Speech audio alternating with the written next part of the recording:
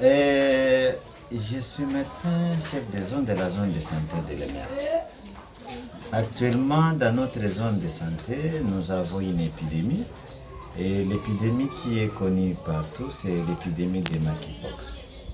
Mais ça fait presque 3 mois que nous enregistrons des cas de la maladie de monkeypox. Et pour le moment, nous avons 10 cas. Et parmi les 10 cas, le premier lot, c'était 7 cas et qu'on avait prélevé. Et selon les résultats, 3 cas sont revenus positifs.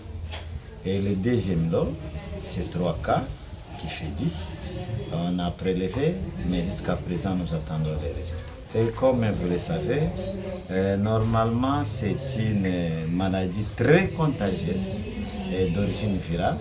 Il faut que les malades soient isolés. On s'est préparé bien avant.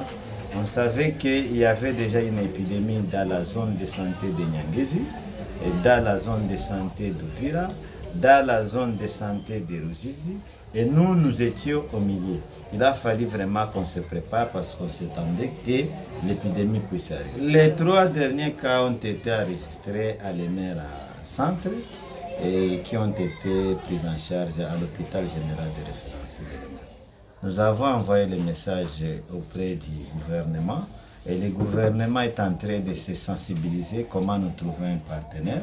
Mais à part cela, la zone a eu quand même le temps de voir quelques partenaires et nous attendons la suite. Monkeypox, c'est une maladie d'origine virale, très contagieuse et qui se transmet soit de l'animal à l'homme, soit en consommant un animal qui est déjà malade, soit quand vous êtes en contact avec un animal malade, vous pouvez tomber aussi malade. Soit de l'homme à l'homme, l'homme qui est déjà malade, quand vous le touchez directement, vous êtes contaminé. En parlant, les gouttelettes, déjà vous êtes contaminé. C'est la raison pour laquelle j'ai déjà vu même les gens à Uvira qui commencent à porter le cache-nez. C'est pour essayer de se prévenir contre cette maladie grave.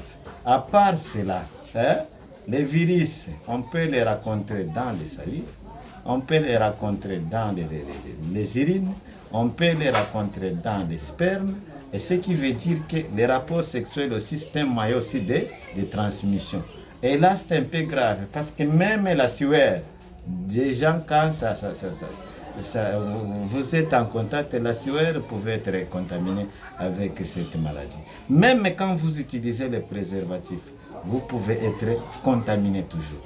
Donc, on doit sensibiliser les gens. Même lors d'un accouchement, vous pouvez être contaminé.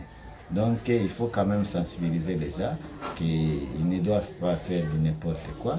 Et il faut respecter d'abord les mesures hygiéniques. Et après cela, en tout cas, il ne faut pas saluer les gens.